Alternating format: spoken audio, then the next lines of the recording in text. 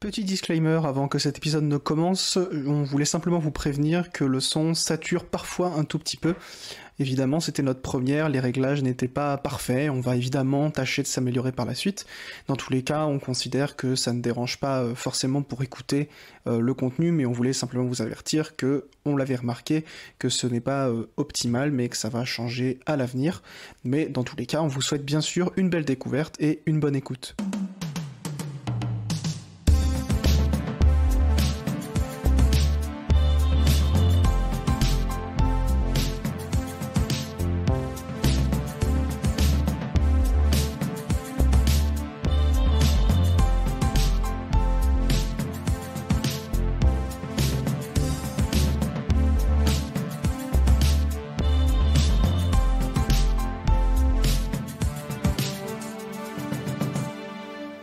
Les films, ça sert à ça, à apprendre à vivre, à apprendre à faire un lit.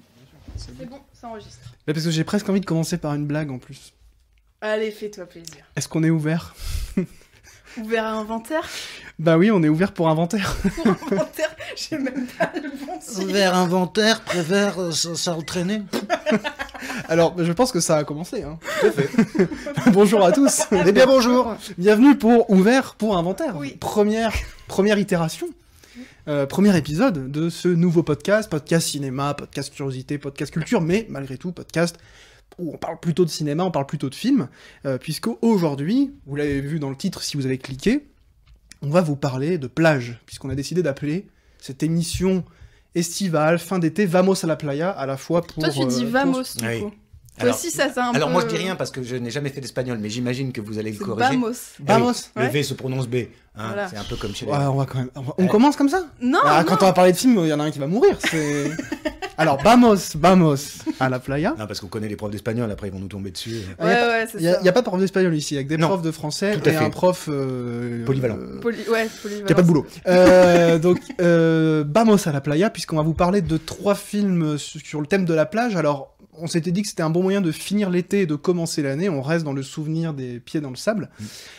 Si vous voulez en savoir un peu plus sur l'émission, sur le concept, etc., je vous invite à écouter l'épisode 0, qui s'appelle Générique, qui est déjà disponible sur la plateforme même où vous écoutez ce podcast-là. Je donne pas les noms parce que pour l'instant, on sait pas exactement où on sera, mais normalement on sera là. Et à partir de là, vous pouvez écouter le générique où, bah, comme le fait un générique, on donne les informations, donc on parle du casting, on se présente en détail, puisque aujourd'hui, je suis accompagné, comme ce sera le cas à chaque fois, d'Alénis. Salut Alénis. Oui, salut. Et de Quentin. Bonjour. Alors je pense que nos voix sont assez distinctes, on n'aura pas besoin à chaque fois de dire qui parle, et moi c'est... Louis. Ouais, alors c'était pas répété, hein. Franchement, bravo. Et donc tous les trois, on est là pour vous parler de films de plage. On a décidé, de manière collégiale, ce sera toujours comme ça, de choisir 3 films sur une thématique. Et cette thématique de l'été nous a un petit peu, pas donné du fil à retordre, mais on s'est dit, mais la plage, en fait, il y en a un peu partout au cinéma, un peu tout le temps, mais est-ce qu'il y a des films qui sont vraiment des films de plage? Alors c'était plus ça la question. C'est pas des films dans lesquels il y a forcément une scène de plage comme ça. Et donc les 3 films dont on va vous parler, c'est Old de M. Night Shyamalan. Non, je le dis bien. non, mais c'est Shyamalan. très bien. Franchement, ça On va, dit mais Payamalan, c'est ça? Non, j'appréhendais, tu vois, la Ah bah, diction. Shyamalan, oui, oui. Non, et Shyamalan fait partie des réalisateurs dont on en fait des caisses, c'est comme Happy Chapong verra c'est ta cool, je trouve que c'est pas une fois qu'on l'a dit une fois c'est bon, et tout le monde dit oh Shyamalan c'est dur à dire et à écrire. Alors, Non, déjà, le mec, ça y est, ça il est s'écrit comme ça se prononce. parti. Tout à fait, alors là c'est bien. Et ensuite on vous parlera de Instinct de survie, The Shallows en version originale de Yome Koresera. Oui, Alors là, tu mets l'accent, mais Vamos Alors, à la Bah playa. non, mais maintenant je fais un effort. bien sûr. Moi j'aurais dit Jaume, parce que je sais pas de quelle nationalité il est, ce pélo, mais enfin, Colessera, effectivement, et non pas Colessera. Waouh, ça commence bien. Ça va très bien. Et puis pour terminer, un film français. Il y aura très souvent des films français d'ailleurs dans ces émissions, puisqu'on vous parlera de Un monde sans femme de Guillaume Braque, qui est comme ses 2 compères, un film de plage mais un peu différent. C'est d'ailleurs pour ça. C'est peut-être un peu un euphémisme, là, ce que t'es en train de nous dire. Non, on verra que Nous en parlerons non, plus on tard. on verra que peut-être pas tant que ça. Si. Alors justement, commençons avec ces 2 films. On va dans cette première partie parler de Instinct de survie et de Old. Ça nous semblait des films assez intéressants à mettre ensemble, déjà parce que c'est des séries B. Alors on en parlera, hein, c'est pas du tout un terme péjoratif, mais il me semblait que c'était intéressant de voir comment chacun travaillait la série B justement par rapport au thème plus ou moins directe de la plage. Et ensuite, dans une deuxième partie, on parlera de Un monde sans femme. Alors, on s'est dit qu'on allait commencer par Old, film le plus récent. Tout à fait. Sorti en 2021, donc dernier film en date de M. Night Shyamalan, illustre cinéaste américain responsable de films déjà cultes, alors évidemment le plus connu étant Sixième Sens, et non pas Le Sixième Sens, qui est un film de Michael Mann. Oui, qui s'appelle Manhunter en vrai. Voilà, bon, c'est... La si on traduction commence... française nous fout dans la merde d'entrée. C'est le premier film qui met en scène Hannibal Lecter au cinéma. Et oui, Et on vous le recommande. Et on apprécie beaucoup, oui. Mais là, rien à voir avec Hannibal Non. Lecter, rien à voir avec Michael Mann, puisqu'on parle de Shyamalan et de son Old, qui est donc le dernier film qu'il a sorti au cinéma. Il est sorti en 2021, l'année dernière, et il est adapté, et ça, pas mal de gens l'ignorent, d'une bande dessinée franco-belge, qui s'appelle Château de Sable, et qui est scénarisée par Oscar Levy, et dessinée par Frédéric Peters, qui est assez connu, puisque c'est l'auteur notamment des Pilules Bleues, qui était une BD assez connue, qui parlait notamment du sida. Et donc voilà, c'est une adaptation d'une BD franco-belge. Pourquoi j'ai bien regardé le générique de ce film. Adaptation assez proche d'ailleurs, par bien des aspects, mais qui diffère sur évidemment ce que Shyamalan apporte en propre au film, puisque ça reste un film de Shyamalan, mais on n'est pas là pour parler de BD pour l'instant. Vous l'avez lu d'ailleurs cette BD Oh, ou... bah, pas du tout, Non. Mais moi, je savais, tu vois, tu viens de m'apprendre que c'était adapté d'une BD, en fait, je savais pas du tout. Bah écoutez, c'est une BD qui est assez intéressante, et si vous avez vu le film, ou si vous comptez le voir, je vous conseille de faire cette lecture, parce que vous verrez, ça permet de bien voir, et justement ça va être l'objet d'une partie de notre discussion, ça permet de bien voir ce que Shyamalan fait en tant que Shyamalan, parce que Old, je pense qu'on peut le dire, hein, c'est un pur film de Shyamalan, mais justement, Old, ça parle de quoi? Si je pose la question, c'est que moi je suis nul pour pitcher les films, vous avez vu, je les présente, voilà, je dis c'est adapté de tel truc, machin, par contre je suis nul pour les pitcher. Donc aujourd'hui, c'est Quentin qui s'en charge. Oui, alors comme ça va mettre tout le monde à l'aise pour les fois prochaines. Donc dans Old, qu'est-ce qui se passe finalement? Une famille dont j'ai déjà oublié les noms et ça a très peu d'importance, à part qu'on retrouve ce brave Gabriel Garcia Bernal. Hein, alors non, on dit Gabriel Garcia Bernal. Garcia Bernal, oui, pardon. Et oui, moi j'ai fait italien à LV2. Si. Donc ce brave homme vient avec sa femme et ses 2 enfants en vacances, hein, dans un endroit où on ignore à peu près exactement où c'est, enfin bref, où il fait très beau, il y a un bel hôtel, où il y a des plages, et il va avec ses enfants et avec d'autres personnes sur un petit coin de plage qui est censé être vraiment très protégé. C'est le directeur de l'hôtel qui leur file l'adresse, quoi, et qui les emmène. Et donc, sur cette plage, il va se passer quelque chose. Alors, j'irai pas jusqu'au bout du résumé, parce qu'il faut quand même voir le film, ce serait un peu dommage, mais très rapidement, on va comprendre que quelque chose ne tourne pas rond, et ce qui ne tourne pas rond, c'est bien évidemment le temps. Puisque, eh bien, en quelques heures, eh bien, il va se passer l'équivalent de plusieurs années sur le corps de certaines personnes, sur le corps de toutes les personnes déjà présentes. Et donc, la fin nous expliquera un petit peu, la fin du film nous expliquera un petit peu ce qu'est cet endroit, mais enfin, pour l'instant, on ne va pas en parler de ça. Voilà, ça c'est le pitch, donc évidemment, beaucoup de questionnements, beaucoup de tragédies, hein, sur cette plage, et donc on va parler de ce film. Oui. Alors, effectivement, on parle pas de la fin, puisque une des caractéristiques de Shyamalan, c'est de faire des films qu'on caractérise assez bêtement, enfin bêtement non, d'ailleurs, ce que je le fais aussi, et est-ce que je suis bête? C'est une autre question, c'est des films à twist, c'est-à-dire que la fin va venir retourner, on se souvient du twist de Sixième Sens, qui était particulièrement mémorable et spectaculaire. J'ai quand même l'impression, à Lénis, que le twist de ce film est un peu à l'image de cette itération de Shyamalan, c'est que c'est pas son film le plus abouti. Le plus convaincant, ouais. Bah, ouais, c'est un peu... Alors, du coup, toi, t'as lu la BD... Tu connais la BD ou pas du tout? Oui, alors je l'ai découverte à l'occasion de... Et est-ce que ce twist est le même dans la BD? Est-ce que c'est vraiment l'adaptation Ou alors tu veux peut-être pas nous le... Non, de toute façon... Comme les films sont... On en parlait dans notre générique, allez, écoutez. On n'est pas dans l'actualité, donc si vous n'avez pas vu le film, mettez pause, à la seule condition que vous reveniez écouter la fin, parce que toutes ces stats d'écoute sont prises en compte par les plateformes, donc il faut écouter le podcast en entier. Mais effectivement, est-ce qu'on spoil ou pas?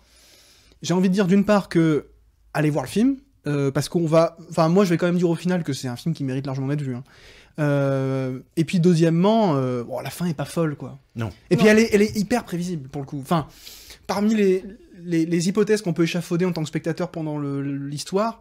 pendant le déroulement du film. Ça devient vite assez clair, ouais. On se dit même, bah non, ce sera pas ça, parce que c'est un peu le truc le plus attendu, quoi. Ouais, bah complètement.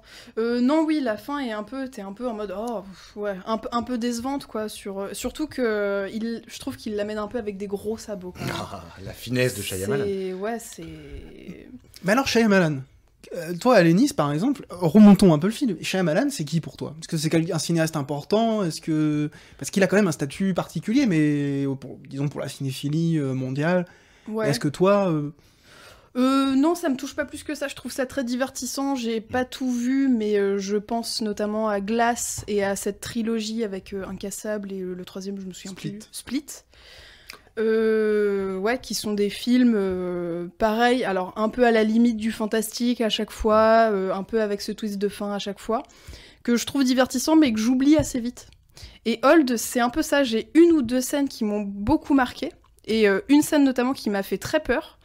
Et c'est tout. C'est-à-dire que je pense que là, heureusement qu'on en reparle un petit peu ensemble, mais après le visionnage, peut-être une ou deux semaines après, j'ai déjà un peu zappé la plupart des personnages, la plupart des intrigues, tous ces genres de trucs. Et notamment parce que je me foutais royalement des personnages. Je n'avais absolument aucun attachement pour eux. Donc effectivement, qu'il puisse leur arriver les pires horreurs, bon, bah, ouais, ça m'a... Mais parce que le personnage principal, c'est le concept, en fait. Plus que dans d'autres de ces films. Ouais, c'est quand même assez flagrant ici. Non, c'était pas préparé. Non, je te jure. Ah non, mais je trouve... je crois que ça permet d'expliquer ce que tu dis sur les personnages, où effectivement, il y a une espèce de détachement émotionnel.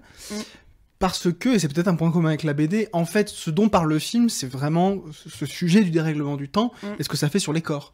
Et donc les personnages sont d'abord des corps. Tu parles de scènes effrayantes. C'est celle de la grotte. Avec la nana, son manque de calcium, là. Voilà. Oh, ouais. Il y a quand même une autre scène que je trouve, pas forcément effrayante, mais sidérante. C'est la séquence où...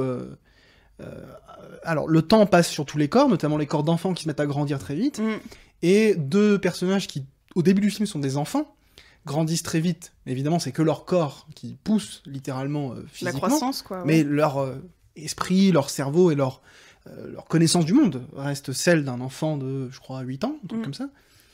Et à un moment donné, un de ces personnages débarque sur la plage et on découvre qu'elle est enceinte. On le découvre par son corps, parce qu'elle a le corps d'une femme enceinte. Et alors cette image-là, elle est sidérante, au sens premier du terme. Ça crée une sidération, déjà chez les personnages, et surtout chez le spectateur. Et on comprend du coup que c'est vraiment le corps qui intéresse Shyamalan dans ce film, beaucoup plus que, disons grossièrement, la psychologie des personnages, les interactions familiales. Il y a toujours chez Shyamalan, l'exemple parfait, c'est Signe, où il y a quand même l'exploration de c'est quoi la paternité. Il y a Mel Gibson qui est une figure un peu en recherche d'identité d'un point de vue familial. Là, ça me semble beaucoup plus réduit. Après, est-ce que c'est un défaut ? Non. Non, ça c'est pas un défaut. C'est vrai qu'en revanche, parce que moi mes notes elles datent d'il y a déjà plusieurs mois, mais j'ai revu hier le film en accéléré, et ce coup de la femme enceinte, enfin de l'enfant finalement, parce qu'elle doit avoir 3 ou 4 ans, donc d'âge mental. Début, ouais. Oui. L'autre, je crois, c'est 6 ans qu'il est censé avoir, le gamin.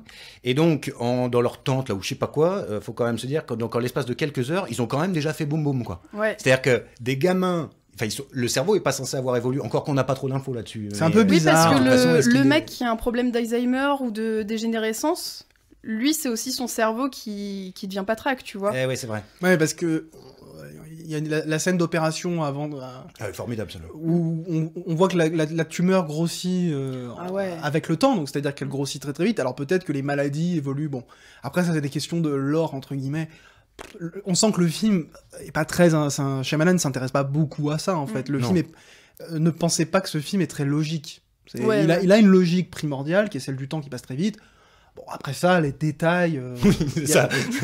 c'est un grand coup de pinceau, puisque là, bon, clairement, les gamins, ils savaient pas quoi faire, le temps passait vite, donc ils ont baisé, et elle est tombée enceinte. Je vais dire, tout s'est bien passé, et bon, et puis alors en plus, le gamin, après, il va naître, et puis rester en vie à peu près, là je le dis quand même, parce qu'on y est, elle va rester en vie à peu près 30 secondes, puisque justement, comme le temps passe vite, il n'a pas les soins qu'il faut, donc à peine né, il est mort, voilà, bon, ça règle le problème assez vite. Donc c'est très anecdotique, en fait, c'est presque à se demander pourquoi, à part pour faire du spectaculaire... Oui, et sachant que ça, c'est dans la BD, pour le coup.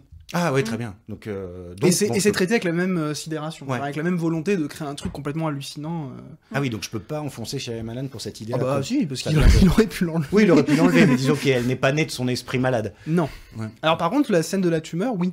Alors, Ah je sais oui. pas si tu disais qu'elle est... Voilà, est-ce que tu veux en parler de cette scène parce Ah que... bah elle est rigolote parce que alors oui, cette scène de lui, un des personnages a une tumeur, on sait pas trop quoi dans le bide, donc ils veulent faire une opération parce que au départ c'est la taille d'une balle de, enfin c'est censé faire 3 cm nous dit-elle. Et puis dès qu'il y en a un qui touche, parce qu'il y a tout un tas, alors là c'est urgence hein, sur cette plage, il y a un infirmier, il y a un chirurgien. Après, c'est censé être de la classe supérieure américaine, donc c'est Bah, plutôt l'infirmier des- est pas tellement de la classe supérieure américaine, non. Le chirurgien dentiste, je sais pas quoi, chirurgien cardiaque, bon, on C'est comprend pareil. qu'il est blindé, mais bon bref. Et donc il touche, c'est d'abord une balle de ping-pong et puis ensuite une balle de tennis. Bon, ça fait la taille d'un melon. Donc là, ça commence à être un peu chaud pour pouvoir sortir ce bazar. Donc le type a son canif, hein, son couteau suisse, il ouvre et puis c'est la merde parce qu'évidemment comme le temps passe très vite, ça cicatrise. Et là, moi quand j'ai vu ça, je me suis dit ça c'est quand même pas mal parce que franchement, on aurait des trucs comme ça, tu cicatrises en 2 secondes, donc tu peux t'ouvrir le truc. Hop, enfin, il y a moyen de rigoler quand même, tu vois, quand tu cicatrises comme ça. On nous parle pas des infections en revanche parce que en cicatrisant aussi vite, peut-être que tu peux choper des infections. Mais bon, c'est pas le sujet du film. Bref, ils arrivent à enlever cet énorme melon, une tumeur. Donc là, elle perd 9 kilos dans l'immédiat. Et puis elle est sauvée, hein, quand même, en tout cas, grâce à ça. Ouais. Voilà. Donc belle scène d'opération. Là, très très réussie. Oui, Oui, efficace, disons. oui. oui. Et puis, Grey's Anatomy a visuellement- rien à envier. Non, non, ouais. ouais, ils ont rien à... Bref, l'inverse, quoi. Et alors, dans tout ça, la plage. Puisque notre émission s'appelle Bamos. Bamos à la playa. Et si on a décidé de parler de Hold, c'est que, bon, effectivement, c'est un film de Shyamalan, donc il y a ce sens du fantastique, très étrange, etc. Et il y a la présence très centrale, disons, du lieu, qui est la plage, qui est un lieu unique, et le film se présente quasiment, Comme un huis clos. À un ciel peu, ouvert, ouais. ouais. si on enlève le début et la fin, huis clos à ciel ouvert. Sachant que le début et la fin, parce que ça on peut le dire tout de suite, parce que d'ailleurs c'est intéressant, parce que tout le monde ne connaît pas forcément la petite tête de ce brave M. Night. Je sais pas c'est quoi son prénom, hein, et j'insiste sur le je sais pas c'est quoi. Mais effectivement c'est lui qui introduit et conclut le film. C'est-à-dire que moi, peut-être ça reviendra cette expression dans l'émission, j'appelle ça le alerte melon.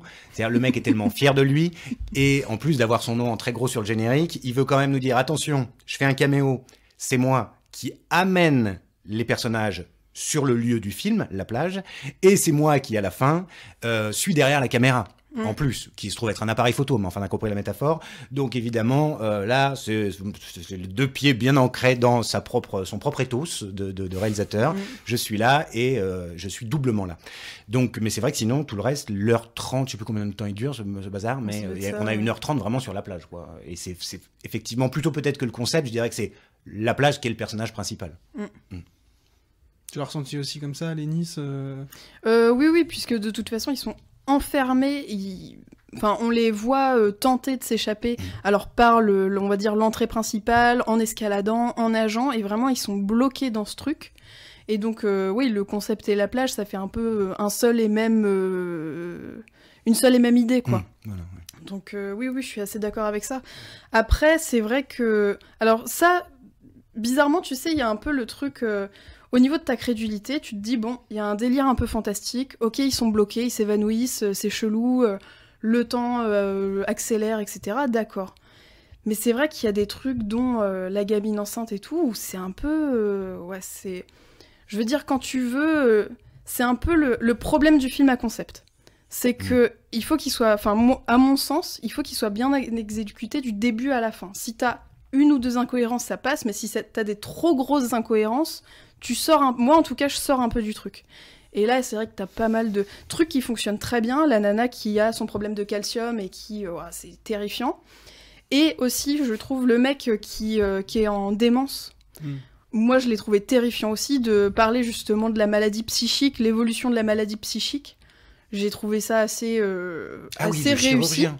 Alors que finalement, c'est quelque chose d'un peu moins visible que la tumeur ou la femme enceinte ou ce genre de choses. Donc j'ai trouvé ça plus intéressant et j'ai trouvé ça dommage parce qu'en fait, avec un concept comme ça, tu peux trouver plein de mots, tu vois, qui fonctionnent mieux que le truc spectaculaire pour 5 minutes de voilà, oh là là, elle va accoucher sur la plage, elle a 3 ans, trop bizarre quoi. Et en même temps, tu mets le doigt sur deux choses à mon avis essentielles par rapport au film, c'est que d'une part, effectivement, le problème du film concept, c'est que si le concept échoue ou ne marche pas complètement, c'est tout le film qui s'effondre. Ouais. Parce que le film repose sur le concept. Et d'un autre côté, peut-être que en fait, ce film-là de Shyamalan me semble un peu plus épais qu'il n'y paraît, parce que, en fait, effectivement, il y a ce premier concept, cette première couche, qui est vraiment le temps qui passe, etc. Et en fait, tout ce qu'on pourrait voir comme des défauts, j'ai l'impression, ça correspond plutôt au manque d'aboutissement d'autres choses qui seraient plus centrales, et par exemple, c'est quasiment un film médical, en fait. Parce que tout ce qui va explorer du corps humain, que ce soit parfaitement visible, comme une tumeur qui va finir par déborder, ou un corps qui tombe enceinte, etc., enfin une femme qui tombe enceinte, etc., il y a aussi, comme tu disais, la maladie mentale. Donc en fait, c'est toujours sous l'angle de la pathologie. C'est-à-dire que tout ce qui va venir dérégler le corps, c'est effectivement le vieillissement, mais à l'intérieur du vieillissement, ce qui va venir poser problème, c'est la pathologie médicale. Oui. Il y a presque une fascination pour ça dans le film. Mais parce qu'il y a la fin qui nous explique pourquoi ce choix des maladies, enfin des personnages qui sont atteints de maladies, parce que sinon ça marche pas. Bah allons-y d'ailleurs. Bon, bah alors, spoil. Oui. Alors on spoil, parce que finalement, de toute façon, on peut voir le film à la limite, c'est peut-être presque intéressant de le savoir, parce que comme ça on peut peut-être... il y a des choses qui peuvent paraître anecdotiques, où là on va se dire, ah oui. Donc la fin, évidemment, c'est pourquoi Shyamalan était en train de les observer, parce que c'est un grand laboratoire pharmaceutique qui crée donc des médicaments et qui fait des expériences sur ces personnages pour voir en combien de temps ils peuvent guérir ou pas. Et donc en fait, à chaque fois qu'ils ont une cohorte de personnes, ils travaillent sur tel ou tel truc. Et puis là, ils découvrent par exemple qu'il y a une nana qui est comment appelle-t-on ça, épileptique, et qui donc sur cet espace-temps qui représente, je crois ils disent 16 ans, pendant 16 ans, grâce à un truc qu'ils lui ont donné, eh bien elle n'a pas fait de crise d'épilepsie. Donc en fait, c'est une manière accélérée de pouvoir tester des produits. Et alors ça, j'avoue que c'est plutôt pas mal, parce que au moins ça donne un sens en fait à ces histoires de maladies et puis de temps. C'est peut-être aussi un peu décevant par ailleurs, parce que finalement, ce côté un peu mystico, on sait pas trop quoi, le temps passe, qu'est-ce qu'on fait d'un temps qui passe comme ça, où la vie finalement se résume à 24 heures, même pas 12, enfin, je sais plus combien ils disent, 1 heure fait 1 an à peu près, oui, donc ça fait peut-être un peu plus, mais finalement, c'est balayé par cette histoire de, c'est juste un stratagème pour pouvoir tester des médocs. Mais cela dit, ça résout jamais la question de pourquoi cette plage a ces propriétés-là. Complètement. Et ça reste un vrai pur mystère dans le film, ce qui est plutôt, par ailleurs, sympathique. Ça, oui, c'est vrai. Ou pourquoi, une fois qu'on y est, on peut pas en sortir non plus. Oui, tout à fait. Oui, il y a quand même quelque chose de très magique dans le film. Peut-être plus d'ailleurs que dans d'autres films de Shyamalan qui ont pu décevoir. À mon avis d'ailleurs assez injustement, parce que l'explication était finalement assez rationnelle. Oui. Moi, un film de Shyamalan que j'ai revu il y a 1 an pile d'ailleurs, que je trouve en fait absolument magnifique à la revoyure, mais vraiment, je pèse mes mots, je trouve que c'est un très très beau film, c'est Phénomène. Qui est régulièrement ridiculisé, considéré comme un très mauvais film, etc. Parce que justement, on a l'impression que le concept échoue et se vautre dans une espèce d'explication bête.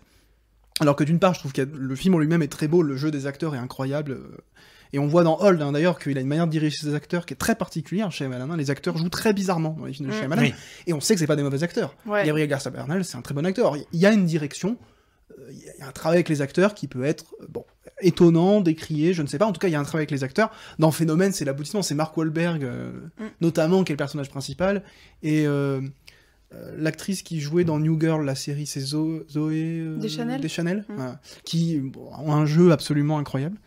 Donc, il y a des pistes Shyamalanesques un peu dans ce film, c'est-à-dire que depuis pas mal de films, j'ai quand même le sentiment que les défauts du film sont aussi les traces de quelque chose d'avorté, mais qui au fond est extrêmement stimulant, parce que il faut aussi le dire, et ça je pense qu'on sera d'accord, il fait quand même des films, Shyamalan, et ça on doit lui accorder à mon avis, qui ne ressemblent absolument à rien d'autre à l'intérieur de la production hollywoodienne contemporaine. Oui, il a sa patte, quoi, et ça se voit tout de suite. Mais alors, pour revenir un peu sur les personnages, c'est ce que je disais un peu au début, j'espère pas trop me répéter, mais justement, le fait que... aussi, j'ai l'impression que sur ces autres films, ils se focalisent souvent sur un personnage ou un petit groupe de personnages. Là, on a un nombre... Enfin, ils sont un peu plus nombreux. Et je trouve que ce concept de fuite du temps, justement, je m'attendais à quelque chose de vachement plus sensible de la part du jeu d'acteur. Parce que c'est un truc qui doit être terrifiant, mais alors au-delà de tout, quoi. Je veux dire, une mort imminente, c'est hyper flippant, quoi. Surtout que chacun a une pathologie qui potentiellement peut le faire énormément souffrir ou agoniser. Et je trouve que justement ce manque un peu d'humanité, d'empathie, de sensibilité des personnages fait un contre-pied avec le concept même du film. C'est un peu moi ce qui me dérange. C'est vrai qu'ils ont pas l'air, en tout cas par exemple les enfants ont pas l'air particulièrement terrorisés, ça a même l'air d'être plutôt amusant. Ils comprennent pas trop. Ils comprennent pas trop, c'est vrai. Alors ils comprennent bien comment faire des bébés, ça visiblement. Et alors moi j'ai un problème par rapport à ce que tu disais Lénie, sur effectivement on a beaucoup de mal à s'attacher au personnage. Moi je déteste Gabriel García Bernal dans ce film. Ah ouf. Vraiment... Précise dans ce film, hein, parce que... J'ai bien envie de dire dans tous ces films. non. Histoire de faire un peu chier, mais non, mais bon, disons... Allez, première fois que je coupe un micro. Hop. Et alors, le truc où, là, franchement, je sais pas trop pourquoi, c'est le petit gamin qui a 6 ans. Je sais pas qui ils ont pris pour quand il est adulte, là, mais il est d'une mocheté qui m'empêche complètement de rester dans le film. Je me souviens plus de ça. Et après, j'ai pas osé faire de marche arrière, parce que, est-ce qu'il a un grain de beauté comme ça, le Oui, gosse? oui. Ah oui, quand même, ok, parce que c'est même, parce qu'en fait, tu parles de l'acteur ado. L'acteur ado, oui, pas le dernier, pas la toute fin. Parce que lui, en fait, a ce grain de beauté qui, à mon avis, a été rajouté artificiellement Au petit. Parce que lui, c'est un acteur, alors, j'ai plus son nom, mais on l'a vu notamment dans Hérédité de Ari Aster. C'est en train de devenir un peu une figure du cinéma de genre américain. On l'a vu dans plusieurs films. Une sacrée figure, effectivement, dont je me serais bien passé. Mais bon, après, il y a l'autre, j'oublie toujours son nom. Justement, le chirurgien, lui, on l'aime bien. On le voit c'est celui qui joue dans The Man in the High Castle, c'est ça? Les yeux bleus. Vous avez vu, on est bien préparé. Hein. Ouais, non, parce que j'ai pas noté son nom, mais c'est. J'aime bien cet acteur. J'aime bien cet acteur. Très très bien. Ouais, il est bien. Ouais. On sait pas qui c'est, mais il est bien. Là, c'est pourri de ma part de pas avoir noté son nom, puisque en plus je savais que j'allais en dire un mot, mais voilà, un mot. Donc allez chercher son blaze. On l'a vu dans plein d'autres choses. C'est une émission interactive. Voilà, il est très bien, Tout à fait. Bon voilà. Est-ce que vraiment on peut dire parce que le temps, pour nous aussi, le temps passe très vite, et donc il faut quand même qu'on parle d'autres choses. Oui, alors je précise qu'on avait un conducteur, on lui a cassé la gueule. Hein. Voilà. Mais bon, on est bien. Hein, Peut-être en parlant du deuxième film, on reviendra sur Old, je ne sais pas.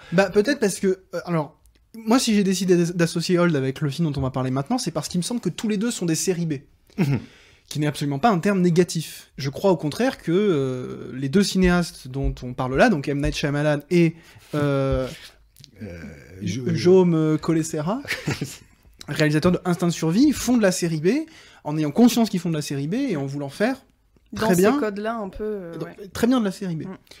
Et donc Instinct de survie, c'est une série B d'un genre très différent parce que il me semble quand même que c'est une série B beaucoup moins cérébrale. Shyamalan, il fait des séries B, mais avec quand même la prétention de faire des choses assez intellectuellement engageantes, avec un concept qui pousse toujours à une espèce de réflexion.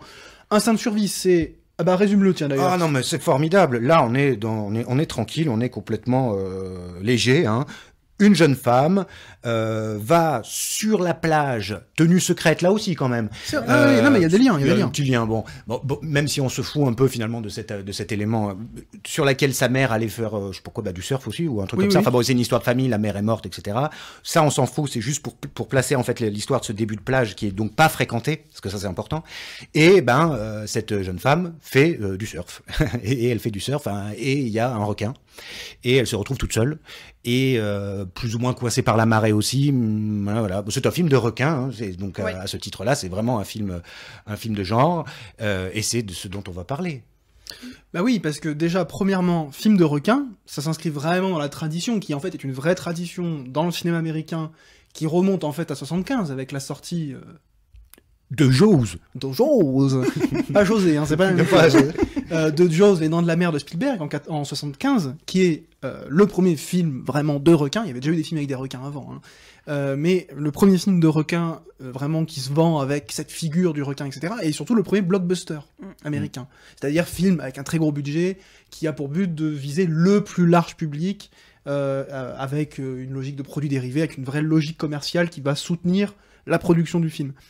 Et une tradition qui va jusqu'à aujourd'hui, puisqu'il se trouve que un peu par hasard, il y a quelques jours, j'ai vu L'année du requin, film français, qui est le premier officiellement film de requin français, qui est un film qui se fait injustement massacrer, alors que c'est loin d'être un film complètement nul. Donc, premièrement, déjà, un film de requin, tu l'as très bien dit. Anecdote un peu nulle. Je savais qu'on préparait cette émission. J'ai regardé les films du corpus. Je n'ai toujours pas vu Les Dents de la Mer. Oh ouais. Alors Alors, s'il y a bien un truc sur lequel on va pas juger, c'est les films qu'on n'a pas vus. Oui, Je n'ai jamais vu Le Parrain de Francis Ford Coppola. Bah moi, je vais faire ça tout le temps. Vous pouvez le sampler, moi. Qu'est-ce que t'as pas vu, toi? Jingle. Moi, j'ai rien vu de toute façon. C'est-à-dire qu'en plus de tout ce que j'ai vu, comme j'oublie dans la seconde à peu près les films que j'ai vus, c'est à peu près comme si je les avais pas vus. Est-ce que t'as vu Citizen Kane? Oui. Ah merde. Bah, je l'ai vu aussi. Elle était bien cette intérêt. Ah, tout le monde a vu Citizen Kane, c'est pour ça que nous n'en parlons ça va, peut-être. l'honneur est sauf. Voilà. Mais non, mais c'est pas grave. C'est pas très grave parce qu'en plus on n'a pas besoin d'avoir vu Les Dents de la Mer pour pouvoir parler de ce film. Non, c'était. Et puis non, d'ailleurs, à la limite, il vaut mieux avoir vu Les Dents de la Mer que. Mais je dirais que par rapport à une chose dont je voulais parler sur Instinct de survie, qui pourrait rapprocher des Dents de la Mer, c'est incontestablement la qualité du requin. Parce que on a souvent dit, enfin en tout cas moi je l'ai souvent dit, je sais pas si d'autres l'ont dit, mais j'imagine que oui. Le premier Dents de la Mer, requin en animatronique, voilà, la plupart du temps, c'est pas des images de synthèse, donc c'est super, c'est génial, et quand vraiment il est sur le bateau, il est sur le bateau. Alors évidemment, on peut dire, ah là, c'est peut-être un petit peu moyen, un petit peu, ça a pris un tout petit coup de vieux par moment. Ça reste assez convaincant quand même. Mais ça reste très convaincant par rapport aux effets spéciaux qui, eux, prennent des coups de vieux beaucoup plus vite, et tout ce qu'il y a eu de films de requins entre Les Dents de la Mer et Instinct de survie, et même plus, puisque c'était déjà en 2016, ça, il y a quand même à boire et à manger, il y a des choses formidables, et il y a vraiment des requins tout pourris, parce que c'est devenu des franchises. L'autre fois, je m'ennuyais, donc j'ai voulu tenter un autre film de requins avec Carmen Electra. Je m'étais dit que j'allais voir ses seins, comme ça. Bah, tu prends des risques. Non, mais j'avais pris les risques, parce que j'essaie de voir tous les films de requins possibles. Bon, bah là, j'ai arrêté également au bout de 10 minutes, parce que ça n'avait pas été dit dans le titre sur Amazon Prime, là, je sais pas quoi. Requin à deux têtes, donc affligeant. Mais tout était affligeant, du début à la fin, chaque personnage, etc. Donc j'ai dû laisser tomber. Mais... Louis, il est un peu, ouais. Requin à deux têtes, ouais. C'est-à-dire que moi, j'ai besoin de croire à mon requin. Et ce qui fait que je serai peut-être celui qui va encenser ce film, c'est parce que leur requin, il tabasse. Et qu'il n'y a pas un seul plan, je crois, où j'ai pu reprocher quelque chose aux images de synthèse de ce requin, contrairement à des films où ça démarre très bien, comme Peur Bleue par exemple, très très bien au début, et puis ensuite il ne devait plus avoir d'argent et les requins ne ressemblent plus à rien. Là, du début à la fin, vraiment, il est formidable ce requin. Donc déjà pour ça, pour moi, c'est déjà la moyenne. Si on devait noter ce film, et sachant que donc c'est 10 sur 20, et 20 sur 20, c'est évidemment parce qu'il y a Blake Lively, et qu'elle toute seule, de toute façon, c'est bon. J'étais conquis. Ah bah t'es bon client, hein, parce que... Ah mais oui. Oui. Le requin, je le trouve franchement pas convaincant. Et alors, c'est pas le pire, parce que si on devait comparer au sein même du même film, il y a quand même ces putains de dauphins numériques, tout droit sortis d'une démo PS1. Alors, je me dis, mais qu'est-ce que ça fout là? Oui, il y a Flipper. Il y a plus d'argent. J'avoue que si on devait juger économiquement le film, ils ont mis plus d'argent dans le requin que dans les dauphins. Ce qui, pour un film de requin, logique, est une qualité objective. Tout à fait. Pour le reste, parce que, bon... Tu fais preuve de beaucoup de... Qu'est-ce que c'est? C'est l'attrait de la série B qui te fait... Parce qu'on va pas se mentir, le film est quand même... Je vais pas employer le terme méchamment, mais il a un truc presque volontairement ringard. Oui.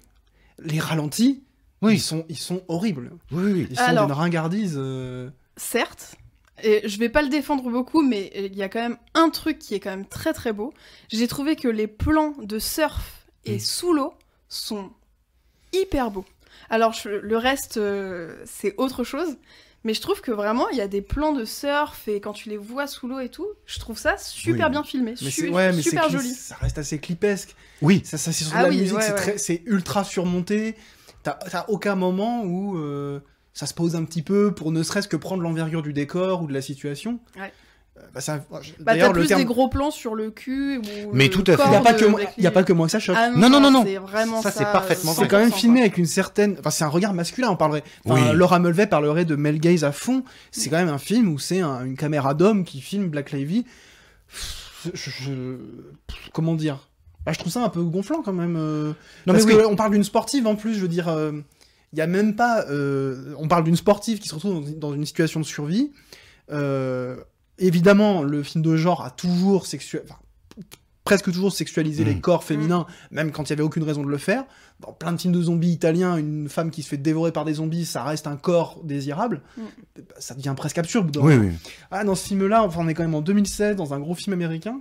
Pas que les gros films américains, par ailleurs, traitent bien les actrices visuellement et dans la manière de les filmer, mais ce film-là, pour l'anecdote, c'est un film que j'avais chroniqué dans une ancienne émission de radio. Je vous avais envoyé la chronique.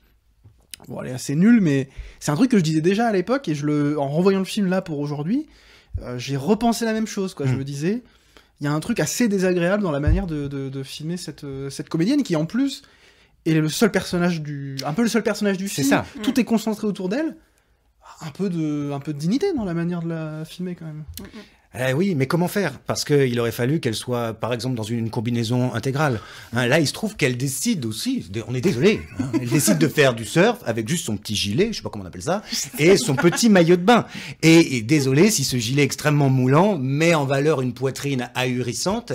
Et donc, on est désolé, on voit ça, on est victime des images. C'est pas elle qui porte la caméra. Mais non, mais je ne sais pas qui. Moi, je suis spectateur. Donc, je suis là, bon, je sais pas quoi regarder. Les paysages, l'eau magnifique, évidemment. La plage de sable fin, évidemment. Mais là, boum, Blake Lively est là, elle se donne entièrement, hein, tant au requin qu'au spectateur. Et bon, je suis désolé, je ne peux pas bouder mon plaisir. Et en plus, il y a un requin. Non, mais de toute manière, non, mais soyons honnêtes 2 secondes. C'est-à-dire que là, on chipote sur un truc. Le film est pensé pour ça. Bien entendu. C'est aussi ce qui en fait un film de série B. Oui. C'est-à-dire que c'est bas de plafond aussi dans la manière de filmer les femmes. Ouais. Bien sûr. Mais on peut l'accepter. Oui.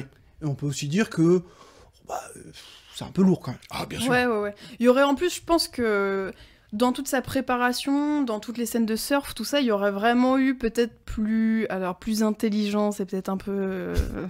voilà. Mais oui, il y aurait eu certainement d'autres partis pris tout aussi, voire même plus efficaces en fait, que vraiment avoir... Ça me fait penser, tu sais, aussi dans les films de super-héros, quoi. Genre Scarlett Johansson, tu vois 8 fois son cul, mais tu la vois pas une seule fois comment on appelle ce plan En plan d'ensemble, quoi. Moyen, plan d'ensemble, ouais, avec c'est un ça. plan moyen. Ouais, Oui. Eh oui, c'est une émission où il y a de la connaissance. Quand même. Ah oui. Non, mais en plus, voilà, je voulais défendre un peu le film parce que j'aime les films de requins. Mais c'est marrant que je l'ai pas noté, mais parce que je l'ai vu un certain nombre de fois ce film. La première fois, je pense que j'étais dans le même état, c'est-à-dire que ce début est absolument outrancier. Et je crois que ça dure ce début, hein, les 20-30 premières minutes avant qu'il y ait le requin, avant qu'il y ait eu les surfeurs qui soient barrés, après l'avoir d'ailleurs lourdement dragué. C'est vraiment, oui, c'est clipesque, oui, c'est relou, ça n'en finit pas de commencer. Et évidemment, on a l'impression d'avoir le générique d'Alerte à Malibu en réalité. Ouais. Ah oui, j'ai pensé exactement ça. Voilà. Les ralentis, c'est... Je suis évidemment parfaitement d'accord. En revanche, je trouve que une fois qu'on rentre dans le gras, dans le vif du sujet, il y a 2-3 petites trouvailles, il y a 2-3 petits trucs marrants. Si on enlève vraiment le côté donc hyper sexualisé de Blake Lively, alors sa mouette, moi ça me fait craquer. Hein, mais c'est comme Wilson dans le milieu là avec Seul au monde. Comment elle l'appelle déjà cette mouette? Elle lui donne un surnom marrant. Je ne sais pas.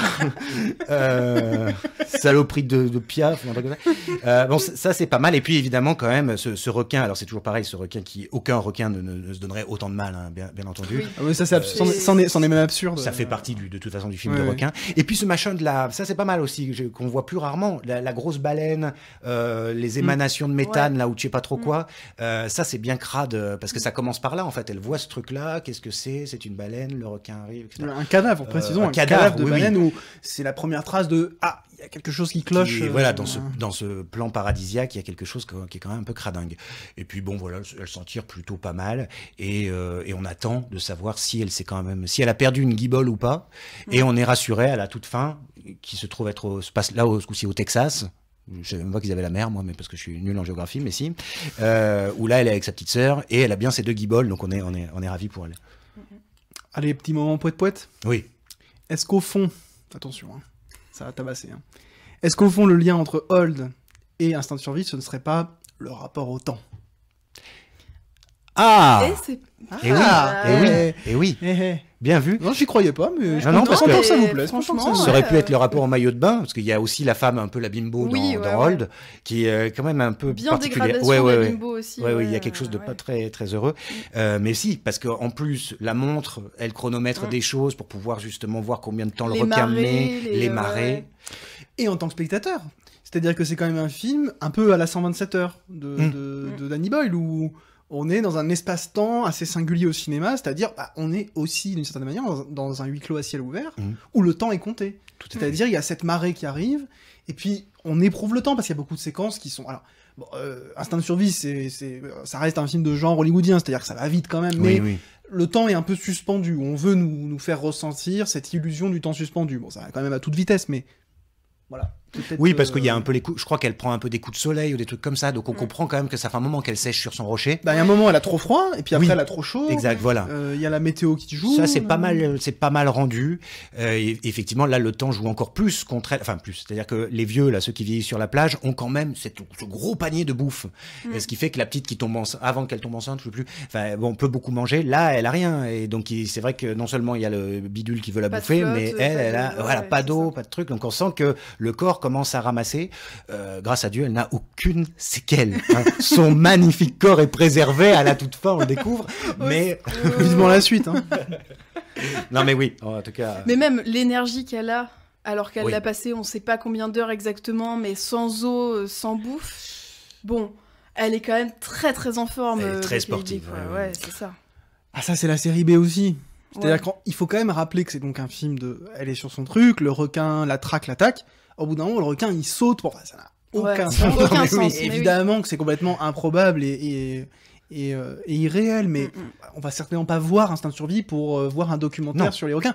De la même manière, d'ailleurs, que quand Les Dents de la Mer sort, on s'interroge quand même sur le fait que les requins, et c'est l'occasion de le rappeler d'ailleurs, d'un point de vue scientifique, les requins tuent très peu. Bien sûr. Oui. Ça reste beaucoup plus une figure de cinéma qu'une figure de danger. Ouais. Ah oui, oui, oui. D'autant plus que son bout de plage est recouvert de coraux et les requins, vu la taille du bestiau en plus, vont pas s'aventurer au milieu des coraux. Dans l'histoire, on s'en Oui. fout, mais c'est vraiment... c'est pas possible. Puis dans quoi. la vraie vie, on voit ceux qu'on fait de la plongée cet été. Ouais, excuse, ouais, j'ai Ouais, non, appris mais il y deux, a trois ça. trucs Non, ouais, mais sur ça les joue. requins. C'est-à-dire que normalement, sauf accident, c'est-à-dire coup de marée, le requin passe la Ouais. barrière de corail, mais sinon, de là, il le fait pas. Ensuite, c'est vrai que tous ces films, même si on les aime, et au premier chef, Les Dents de la Mer, on fait beaucoup de mal aux requins, parce que Ouais. le requin fait partie des animaux extrêmement essentiels dans le milieu marin, puisque c'est quand même ceux qui bouffent aussi les trucs, qui régulent les populations, Ouais. et on en tue quelques centaines de millions, je crois, par an. Ouais, Donc, puis dans le film, à la fin, elle le massacre vraiment. Bon, ben là, on comprend. Parce que c'est Brutalement, vrai. Oui, quoi. oui, Ouais. c'est brutal. Mais c'est vrai qu'elle a pas beaucoup d'autres armes. Heureusement qu'il y a ce bidule qui est au fond. Enfin, tout s'est bien goupillé, d'ailleurs, hein, pour elle. La mort du requin est assez spectaculaire, Ouais, j'avoue. ouais. Ça en fait pas un bon film. Hein. Non, on est d'accord. Mais c'est vrai que c'est c'est une belle fin. Ouais. Et puis il y a ce truc avec les méduses aussi pour faire un côté un peu lumière Ouais, et tout. ouais. Bon. Avatar dans l'eau. Oui, c'est ça. Ah, moi, ça m'a rappelé Nemo. Mais... J'avoue, Néo, c'est Ou mes vacances à la Méditerranée où il y avait plein de méduses. ça. Quel plaisir. Les pieds dans le sable, les méduses sur les jambes. Voilà. Écoutez, on peut peut-être prendre une petite pause. Mais tout à fait. Une petite pause qui prendra la forme qu'elle doit prendre. Mais on vous retrouve en tout cas juste après avoir assassiné le timing qu'on s'était donné. On se retrouve pour parler d'un film assez différent qui s'appelle Un monde sans femme de Guillaume Braque. À tout de suite.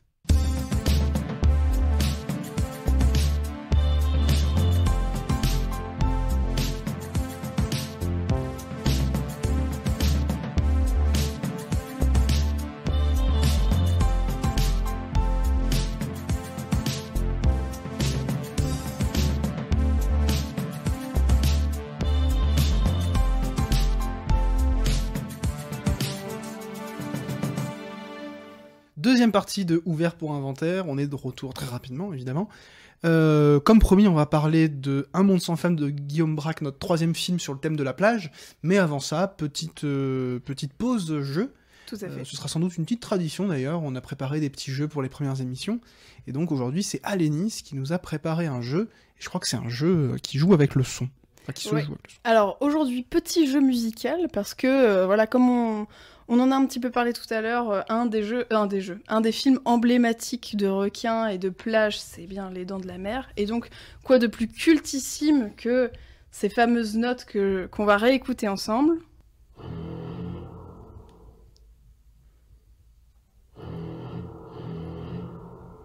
Bon, alors le début est un peu longué. Hein.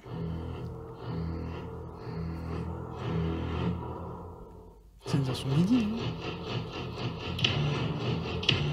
Enregistré comme il se doit sur mon ordinateur de façon tout à fait professionnelle. Et donc je voulais faire un petit jeu avec vous pour vous proposer différentes musiques un peu cultes, thèmes principaux soit de films, soit de saga. Et donc le but, ça va être bien sûr de le trouver le plus rapidement possible et d'avoir le plus de points possible. Est-ce que vous êtes prêts ? Ouais. Alors on laisse quand même un peu de temps pour les auditeurs pour qu'ils puissent. Et alors on fait comment On tape sur la table pour... Ça va être horrible. Bah, le premier qui hurle, hein, j'ai envie de dire. Ouais, alors attends, je baisse les potards. Ok, et bah écoutez, ouais, on est prêt. Alors, il y en a... que nous, en fait, c'est moi contre Quentin, en fait. Ouais, c'est ça. Ça va saigner. Alors, il y en a des plus faciles que d'autres, mais voilà. Ok. On va voir ce que ça donne. Donc, je vous ai un peu spoilé il y a quelques secondes, mais je vous mets le premier, et ensuite, je vois si vous êtes vraiment trop fort, j'essaye de mettre les plus difficiles. C'est que des films? C'est, oui, que des films ou sagas de films. Ok. J'ai pas le premier, alors. Bon, moi, je l'ai, mais... Alors bon, là, nous l'avons. Ok. 3, 4. Il était une fois dans l'Ouest. Ok, très bien. Un point chacun. Là, je note les points, franchement. Peut-être un petit peu plus dur parce que je vous le dis après. Je vois déjà si vous l'avez et puis on avise.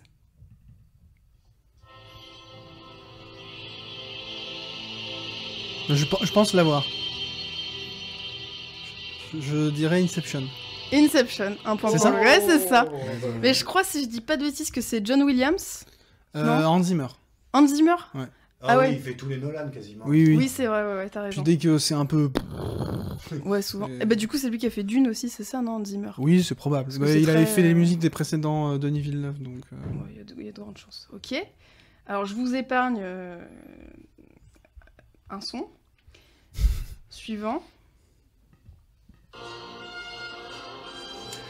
Ouais, Quentin? Jurassic Park. Un point. Eh, on a égalité, 2 points partout. Oh. J'ai eu trop du mal à le retrouver, j'étais en mode putain, un truc d'aventure, peut-être Indiana Jones, mais ça Et avait là, pas mis pour le coup, c'est John Williams. Là oui. Ouais. Ah. Mais John Williams, pour les BO de trucs d'aventure, il est trop fort. Ah, quoi. C'est le meilleur. Alors, facile. Facile, mais bon, trop cool ce thème. Ah bah, c'est L'Exorciste. Ouais. Et Michael Field. Ah, Michael Field. Tubular Bells, très très bon album d'ailleurs, qu'il faut écouter, c'est trop cool. Les petits bruits que vous entendez, c'est moi qui note les points. Hein. Oui, je vois que tu m'en mets pas. Parce que j'ai dit exorcisme, donc... je Ouais, te dis vous que- l'avez dit tous les deux. En là, même temps franchement, Ah bah, ouais, ouais. attends, c'est Alénis. Ok, non, Ouais. ok. Je vois bien Pardon, comment ça se met. non. Ok, petite musique suivante. Pirates des Caraïbes. Ouais, bien joué. Pirates des Caraïbes. Je te mets pas le point là. Ah non, parce que alors là, c'est sans regret, parce que j'ai dû en voir un demi, je me suis endormi devant. Ah. Ça, attention, ça va aller très vite. Rocky. Ah bah, Ouais. j'aurais eu honte de te la voler celle-là. Merci. C'est fair play, c'est gentil. Alors, au début, j'ai mis le thème principal et Gaëtan m'a dit non, c'est trop facile, mets un thème dans le film. Donc, on va voir si vous allez le trouver. C'est pour être Star Wars. Star Wars. C'est le thème de Padmé et Anakin et je sais que toi, Quentin, c'est moins ton truc Star Wars. Donc, Carrément moi, oui. Et je me refais la prélogie en ce moment, ça doit être pour ça que. que tu l'as en... Ouais. J'aurais pas pu te dire exactement, donc ça doit être dans le 2 du coup. Ouais, c'est dans le 2. Bah, c'est quand ils se marient, je crois. Enfin, un petit peu avant, quand ils se retrouvent. Ok. Voilà. Quand ils sont encore amoureux et qu'elle est encore vivante. Petite scène de love. Allez, encore 3. Celui-ci, un peu plus obscur, Enfin, un peu plus obscur. Le film est très connu, mais... Avengers. Ah bah, je suis un grand fan. Et alors, je salue ma compagne qui est fan. On a écouté la BO en voiture en revenant à Lyon l'autre jour. C'est The Grand Budapest Hotel Ouais. bah, la musique est d'Alexandre Desplat. Tout à fait. Putain, la Ouais, brute, personne, quoi. ouais, bah ouais, bravo. Ouais. Ah non, mais là, c'est triché parce que l'album, je l'écoute tout le temps. Ah oui, donc, mais c'est comme dans les jeux, on sait pas ce que t'as réglé. C'est vrai, c'est Non, vrai, bravo, c'est vrai. bravo. Alors, suivant.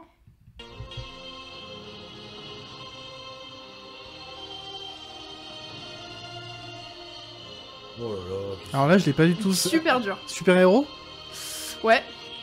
On peut dire à peu près super-héros. Laurence d'Arabie. Récent dans le MCU. Non, Marvel. ah non, pas du tout. Super-héros, genre... attends, faut pas que je te Tu donne peux- tu peux un indice, remettre mais... Ouais, bien sûr. Batman. Non, pas Batman, pas super-héros comme ça. Héros, on va dire, de la route. Mad Max. Non. C'est pas un héros. Les convois de l'extrême sur NT1. Non, mais on se rapproche. Le salaire de la peur. Non. Un film de camion. Ouais. Over the top. Bah, c'est pas The Sorcerer. Non. The Sorcerer. De Friedkin, là, le Ah remake de. Non, du mais Salaire de la beaucoup plus Michael Bay, quoi. Peur. Un film de camion. De camion, de voiture. Fast and Furious. Non. J'ai jamais vu. C'est récent. Non. Les années 80. Oh non, quand même, je sais pas, je crois que j'en ai même pas vu un. 2000, 2010, les derniers. Saga, il y en a eu plusieurs. Film de camions, plusieurs. De camions, de voitures, de... Transformers. Ouais, bien joué. Fallait dire avec Megan Fox. Oui, bah, ça aurait été trop facile, tu vois. Et le dernier, un de mes préfs. Hein, j'ai déjà fait les scores. moi.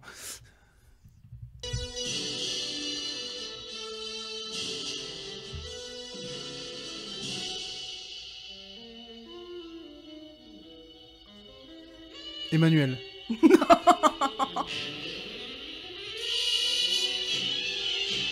C'est un peu cartoon. Ouais. Taxi Driver. Pas Taxi Driver, mais il est aussi question de voiture dans le film. Cars. Non. T'imagines ça Duel. regarde. Ça a l'air un peu... Oui, plus âgé. Années 50. Je saurais pas te donner la date parce que j'ai aucune notion de date, mais par contre avec un acteur hyper connu qui est mort assez jeune. Alors, ça, c'est du James Dean. Ouais. La fureur de vivre. Ouais, bien joué. Ah, vous vous êtes donné les indices. Hein. Et voilà, c'était ma dernière petite bande-son. Il y avait 12 sons. Non, bah non, parce qu'il y en a où on a eu égalité. Bah, j'ai l'immense plaisir, et c'est vraiment pas de la triche, de vous annoncer qu'on est à égalité. Ah, bah dites On a... donc. Bah bravo, Ouais, merci. bravo. Incroyable. Félicitations. Félicitations. On a 6 chacun. Vous pourrez réécouter, compter, vérifier, si vous ne nous faites pas confiance. Voilà. Merci, nous, Alénis, merci, pour ce c'était jeu. très, très Mais bien, je très, vous très en bien. prie, quel plaisir. Là, c'est une vraie préparation, quoi. Ouais, pff, super. Oui, c'était bah si, fait non. hier à 23h30, quoi. Mais... Ah, mais ça, faut Non, jamais mais dévoiler non, les- faut pas le dire, faut pas le Non, dire. ce qui est Non, en non, cuisine c'est une reste en semaine de cuisine. travail pour retrouver les musiques, puis c'est des musiques quand même qu'on trouve pas sur YouTube. Bien sûr. c'est ça qui est terrifiant. Et la qualité des sons enregistrés. est Alors vraiment- normalement, au montage, je remettrai les sons Tu vas par-dessus. essayer de les Mais choper. alors pour des questions de droit, aïe, aïe, aïe. Je mettrai peut-être des versions MIDI un peu Ouais. dégueulasses. Ou alors, si tu veux, on le fera à la bouche, tu sais, on le fredonnera. Ouais, on peut faire ça. Après, faut que les gens puissent jouer aussi, quoi. J'avoue, ça va être horrible. Bon, Bon, alors faut retourner au boulot là, Allez, allez, les c'est amis. Puisque après avoir parlé plutôt de série B pour évoquer la plage au cinéma, on plonge dans un tout autre univers puisqu'on va aller du côté de ce qu'on pourrait qualifier très simplement du nouveau cinéma français, puisque à l'aube des années 2010, il y a une nouvelle vague de cinéastes qui émerge. Parmi lesquels Guillaume Braque, on peut citer aussi Sébastien Bette-Bédé, à pas confondre avec l'auteur Frédéric Beigbeder. Guillaume Braque, Antonin Perret-Jadko, des figures comme ça qui émergent et qui réalisent des films qui ont pour caractéristique commune d'abord d'avoir comme acteur Vincent Macaigne. C'est un peu un des points communs, c'est que beaucoup de ces C'est réalisateurs quelque chose, la caractéristique. ont commune. joué avec Vincent Macaigne et aussi d'être souvent des films, un peu des films d'été, ou des films qui parlent d'amourette. Bon, voilà, vous pourrez dire ce que vous pensez avant de l'amourette. Simplement, Un monde sans femme, donc, film de Guillaume Braque qui sort en 2012. Une de ses caractéristiques, c'est que c'est un moyen métrage. Voilà, la notion de court, long, moyen métrage, elle est souvent un peu floue. Le film dure à peu près 1 heure. Et donc, il faut savoir que quand il est sorti en salle, puisqu'il est sorti en salle, il a été exploité avec un court-métrage de Guillaume Braque qui s'appelait Le Naufragé. Un film dont on parlera pas, mais que, à titre personnel, je vous recommande plutôt, qui se trouve sur les DVD. Hein, si vous achetez le DVD Potemkin de Un monde sans femme, vous si aurez vous Le avez Naufragé. énormément d'argent, donc. Et si, voilà, si vous avez votre prime de rentrée qui tombe, vous pouvez acheter Le coffret le DVD d'Un monde sans femme. Film donc aussi avec Vincent Macaigne. Donc ça c'est pour, disons, le contexte de sortie du film. Maintenant sur Un monde sans femme.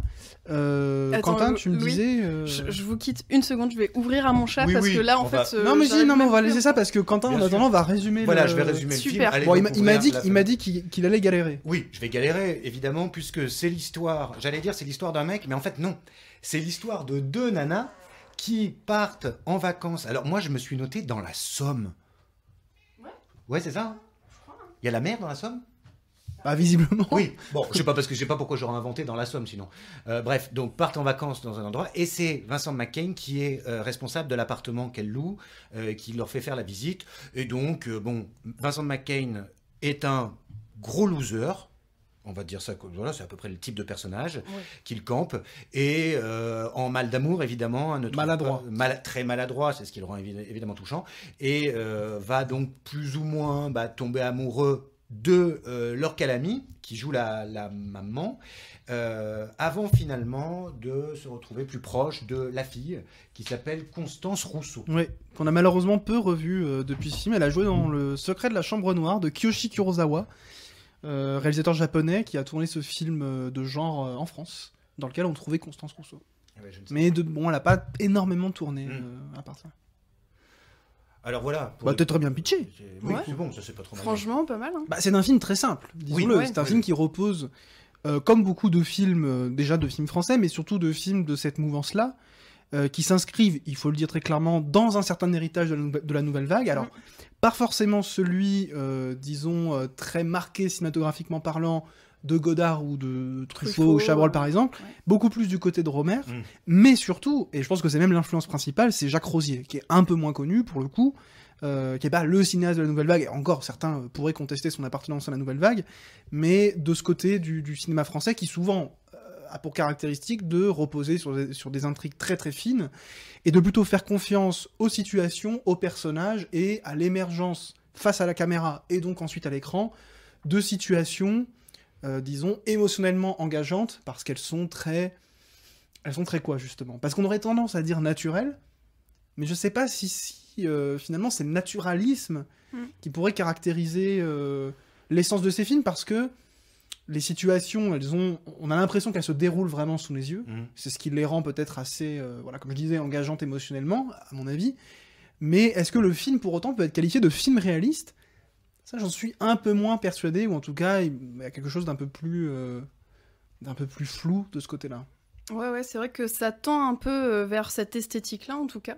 Enfin, je pense notamment, le réalisme ou le naturalisme plutôt dans les critères littéraires. Ça me fait un peu penser à ça, ou du moins à ces auteurs-là, mais...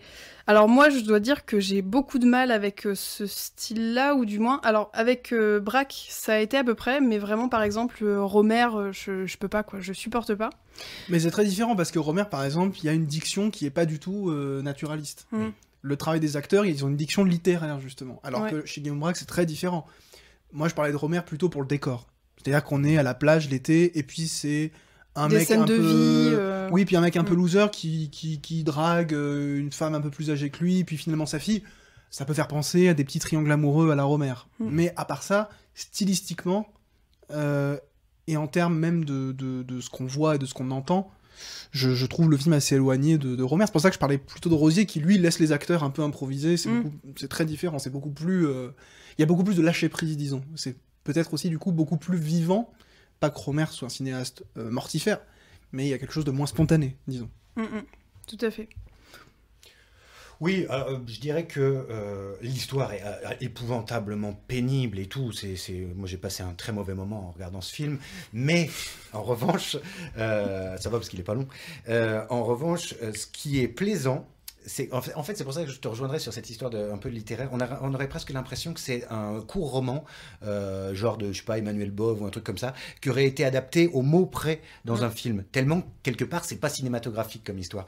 Et ce qui est bien, parce que peu de films le font quand même, et qu'en plus ce film ne prétend pas le faire, enfin disons que j'ai pas l'impression que ce soit affiché en tant que tel, c'est qu'on est vraiment dans la vie des petites gens. Sans pour autant clamer qu'on est dans un film social ou je sais pas quoi.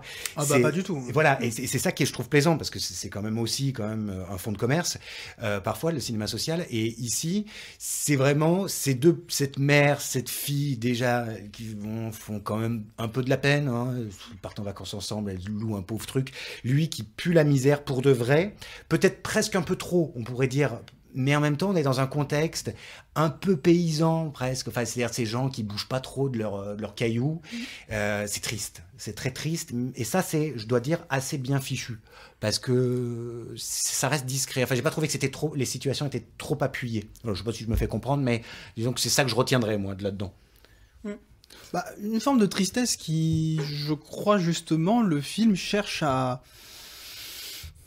J'allais dire sublimer, mais c'est même trop fort. C'est simplement se rendre compte que c'est peut-être pas si triste que ça, justement. En fait, c'est des gens qui vivent des situations qui sont au fond assez simples et universelles. Oui. Si on se projetait sur la condition sociale, qui est pas du tout le sujet du film, on pourrait se dire, bon, bah moi je vis pas de la même manière, et j'ai du mal à me projeter dans ce mode de vie-là. Mais ce qui compte le plus, c'est cette maladresse dans la séduction, par exemple, Oui, de Vincent Macaigne. Et c'est pour ça que ça reste, à mon avis, un film très éloigné de considérations sociologiques ou autres. C'est d'abord un film de drague. Et c'est peut-être ce qui le ramène d'ailleurs à Romer, qui, je disais un peu, Conte d'été, c'est aussi un peu un film de drague. Et pour revenir un petit peu sur notre thème principal qui est celui de la plage, Oui. c'est vrai qu'on a l'habitude en été d'avoir toujours une comédie, mais plus côté Côte d'Azur ou camping ou ce genre de choses. Et là, on est quand même sur des vacances dans le nord de la France, où il n'y a pas un soleil incroyable, où pas grand-chose à faire. Et pas grand-chose à faire. Et donc c'est aussi assez intéressant d'avoir ce contre-exemple qui est en fait les vacances de pas mal de personnes en fait. C'est pas juste... mais et puis il y a une errance voilà, c'est ça. sympathique. Enfin, je veux dire, on traînasse, on rencontre des gens, on discute. Il y a des scènes de café où on va discuter des inconnus. Ça n'a absolument aucun impact narratif, mais parce qu'on comprend très vite que le film n'a pas d'ambition narrative particulière. Même si, alors attention, ça reste un film relativement construit. On n'est pas dans un cas vraiment radical de déconstruction et de simili-documentaire où la fiction, mais d'ailleurs, justement, un lapsus intéressant, parce que la friction entre documentaire et fiction, là, elle est assez poreuse. Ça reste une pure fiction, disons. Mais il y a ce travail de la situation qui, sans être purement réaliste, parce que je crois qu'il y a aussi un côté assez loufoque dans le film, c'est ténu, hein, c'est pas du... Non, mais c'est pas du Bruno Dumont. J'y pensais en plus. Mais malgré tout, il y a plusieurs moments où on sent que le trait de caractère, notamment le côté ultra loser du personnage joué par Vincent Macaigne, il est un peu exacerbé quand même. Même si on pourrait l'imaginer tout à fait, ce personnage, dans nos vacances. Enfin, on pourrait le croiser, ce personnage. Oui. Notamment dans cet emploi-là, qui consiste à... Et moi, il me serait plutôt sympathique, ce type, d'ailleurs. Oui, non, mais en revanche, il est très sympathique. Et la jeune fille tombe plutôt, d'ailleurs, dans ce jeu de séduction, sous son charme. Et le lien qu'on pourrait faire avec la plage, c'est qu'il y a une plage aussi. En revanche, à l'inverse total des deux premiers films, qui avaient plutôt des plages paradisiaques, qui se révélaient dangereuses, finalement, là, c'est une plage, franchement, j'ai pas envie de passer mes vacances. Elle a pas des cailloux en plus, cette plage? Ça doit être une plage de galets. Ouais, une plage de galets. Donc je veux dire, c'est l'anti-plage par excellence, c'est atroce. Le truc, ça fait alors mal. Alors là, tu vas te mettre des Bretons à dos. Hein. Les Bretons savent que j'adore la Bretagne. T'aimes pas les galets. Mais en revanche, je suis désolé, il y a du sable en Bretagne, il n'y a pas que des saloperies de galets. Ça fait mal aux pieds, ça fait mal au dos. Bon, on comprend pourquoi McCain il est comme ça. Hein. Oui, mais parce que là, tu viens de révéler au monde entier que tu avais une certaine conception des vacances et de la plage. Tout à fait. Je ne vais pas à la plage. Ah bon. Ça règle le problème. Bon, j'avoue que c'est moi qui ai proposé ce film. Et on t'en remercie. Et je l'ai vu plusieurs fois, notamment en été. Ça fait partie de ma découverte de ce nouveau cinéma français à travers Vincent Macaigne, des films comme 2 automnes, 3 hivers, La fille du 14 juillet de Perret Jadko, qui sont peut-être des films qu'on mobilisera par ailleurs, qui sont très différents de ceux-là, je vous rassure, si vous avez passé un moment un peu pénible. Il y a d'autres genres de films, disons. C'est un film que je trouve très très beau, parce que c'est un film qui triche pas. Je trouve que c'est un film qui va directement au contact, même du corps des acteurs, d'une certaine approche de l'émotion aussi. Et aussi, je trouve que c'est un film qui essaye de synthétiser ce que ça peut être une amourette de vacances. Et moi, quand je quitte le film, j'ai un peu l'impression d'être passé par là, quoi. Cette espèce de sentiment qui est un mélange un peu d'amertume et de nostalgie, qui est très doux et en même temps amer, donc doux-amer. Aigre-doux. Exactement, aigre-doux. Ce film est une sauce soja, en fait. Je trouve qu'en revanche, tu le vends extrêmement bien, parce que si j'avais entendu ces propos, peut-être avant de le voir, je l'aurais vu avec beaucoup plus de bienveillance. Donc je trouve que c'est très bien ce que tu dis, ça me pousserait presque à le revoir. Moi, c'est un film que je trouve absolument très beau. Mais, une nouvelle fois, quand je l'ai proposé dans l'émission, c'était pas de dire c'est un film, si on l'aime pas, on est un con. Ça, je le pense, mais je le dis pas. Bien sûr. Mais... c'est bien normal. Non, c'est un film que je trouve très très attendrissant et même très touchant. Et je trouve Vincent Macaigne très beau dans ce film. Très très... Et puis, alors, il faut quand même savoir aussi que c'est un film qui va un peu définir une partie de sa carrière. Il va un peu être bloqué dans ce rôle du... Un peu loser. Ouais, du loser magnifique, parce qu'en fait, il est quand même, à la fin, on se dit, c'est un acteur génial, quoi. Ouais.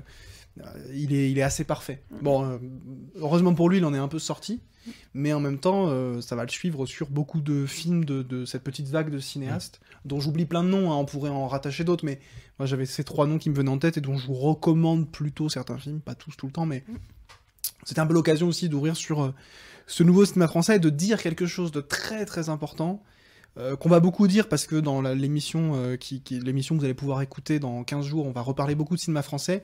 Le cinéma français, c'est tout sauf un cinéma chiant, sclérosé, préconçu.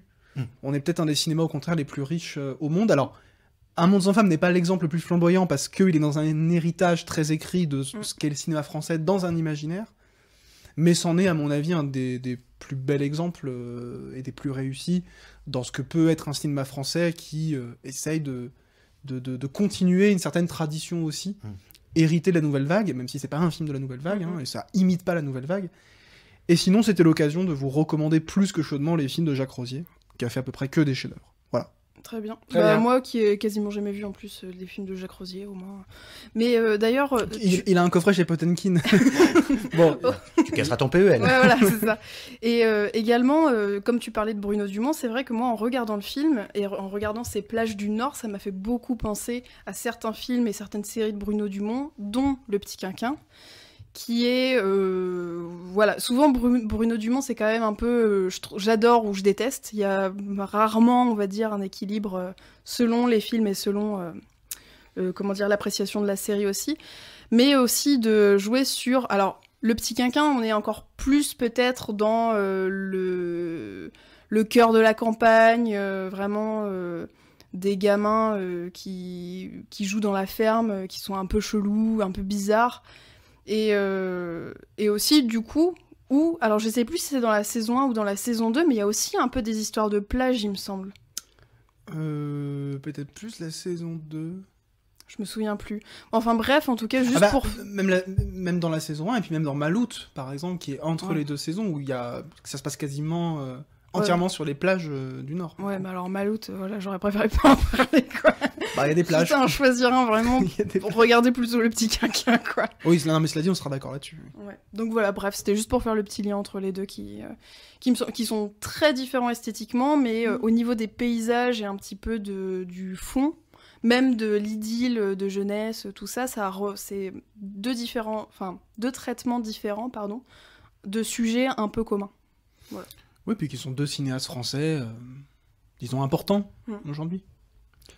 Bon, mes chers amis, écoutez, ce fut fort agréable. Tout à fait. Et bien, comme on vient de parler d'autre chose que du sujet de l'émission, c'est peut-être le moment de faire nos quelques recommandations. Exactement. Pour conclure. Ce sera une tradition à chaque émission, à la fin, avant de se dire au revoir. Ça servira de conclusion, parce que si on était dissertatif, on ferait une conclusion qui synthétise, mais on ferait que répéter des choses qu'on a déjà dites. Bien sûr. Donc, on se quitte sur des petites recommandations personnelles. Tout à fait. Donc justement, Quentin, qui lançait les hostilités. Je commence évidemment en étant... là, je présente immédiatement l'édition Leitmotiv. Alors voilà, vous ferez des recherches ou pas. Direct, quoi. Direct. Non mais voilà, j'avais dit. Mais en revanche, j'ai trouvé, tu vois, une bonne stratégie pour pouvoir présenter, parce qu'il se trouve que c'est mon édition, enfin l'édition de mon éditeur. Donc c'est là que j'ai la chance de publier. Mais là, c'est pas du tout pour faire de la réclame pour moi. C'est pour vous inviter à aller sur le site Leitmotiv, Leutmotif, oui voilà, pour voir tout son catalogue, et aussi parce que cette émission sera diffusée, je pense qu'il restera encore un peu de temps à ce moment-là. Actuellement, sur Ulule, vous trouverez une campagne de participation au lancement d'un nouveau livre chez Leitmotiv concernant John Carpenter, un livre de Stéphane Benaïm.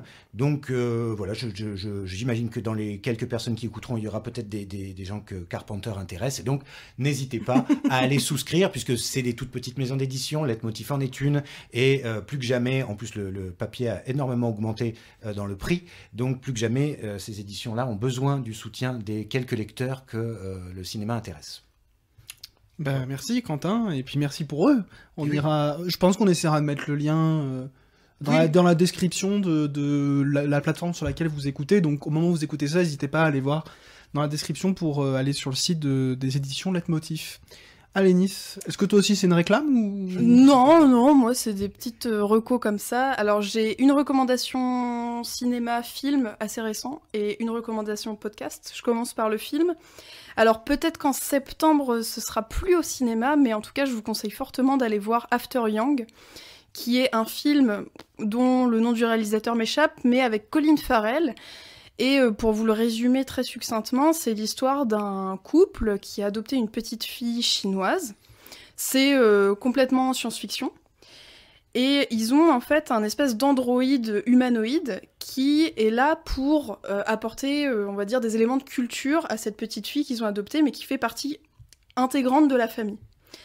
Et un jour, cet Android casse, ne fonctionne plus, et donc le père va essayer de faire en sorte de le réparer parce que sa petite fille est très malheureuse. Et c'est un film qui est très beau, assez contemplatif, assez, je trouve, novateur dans ce qui concerne la science-fiction, et qui apporte plein de très belles réflexions sur la mémoire, le rapport à l'autre, voilà, toutes ces choses-là. Et donc c'est un très très bon film que je vous conseille. Si vous pouvez aller le voir en salle, n'hésitez pas, et sinon, essayez de le voir voilà, en DVD ou comme vous pouvez. Et ma deuxième recommandation, c'est un podcast d'une très chère consoeur que nous connaissons, Quentin et moi-même, qui s'intitule « Et toi, t'en penses quoi ?» si on se plante pas le titre. Et qui est un podcast de philo, très marrant, où on passe un très très bon moment, et j'ai vraiment hâte qu'il continue à enregistrer parce que ça me manque un peu. Et je sais pas trop comment le résumer, mais voilà, ils choisissent... Autour d'un sujet qui est tombé au bac. Ils choisissent un sujet de philo du bac, et puis ils le commentent. Voilà, et c'est vraiment très drôle. Moi, il y a vraiment des passages que je me suis remis 2-3 fois parce que les vannes me font rire, voilà. Donc, n'hésitez pas à aller écouter si ça peut vous intéresser, si vous êtes des aficionados des podcasts pour la rentrée, voilà. C'était mes 2 petites recommandations. Et toi, Louis ? Ma recommandation, elle est liée à la naissance de ce podcast, puisque vous avez eu la grande chance, je l'espère, je sais pas si ce sera prêt à temps, mais normalement vous avez eu la chance d'écouter notre très beau générique qui a été composé spécialement pour nous par Bric Argent, qui se trouve être un ami de longue date et qui se lance pleinement dans ce très très beau projet musical. Et donc ma recommandation, c'est son premier single, qui est disponible sur toutes les plateformes, Spotify, Deezer, etc. Et notamment sur YouTube avec un clip qui tabasse. Donc je vous invite à aller voir et à aller écouter Vie sous-marine, le premier single de Bric Argent, qu'on remercie évidemment chaleureusement pour ce générique, que vous avez déjà écouté, ou alors vous allez écouter pour la deuxième. Mais en tout cas, en fait on l'a pas encore au moment où on enregistre, mais je sais que ce sera magnifique. Donc merci infiniment à Bric Argent et aux équipes qui l'entourent, parce qu'il n'a pas fait ça tout seul, il est très bien entouré, de nous avoir fait ce beau cadeau, parce qu'on a ce petit générique à nous, cette petite signature, dont on est très très heureux. Voilà, écoutez, merci Quentin, merci à Alanis, et merci à ceux qui nous ont écoutés pour cette première. Tout à fait, c'était quand même une sacrée préparation, une sacrée envie aussi de partager avec vous tout ça.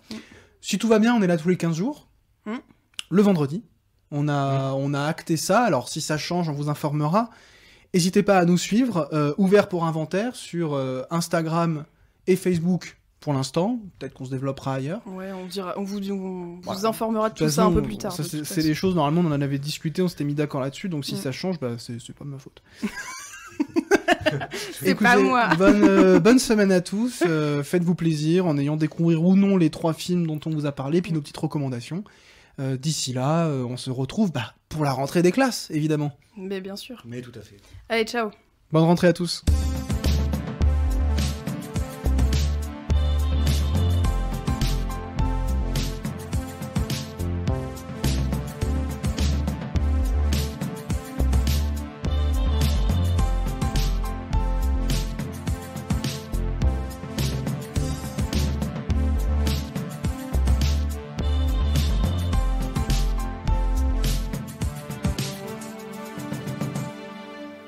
Les films, ça sert à ça, à apprendre à vivre, à apprendre à faire un lit.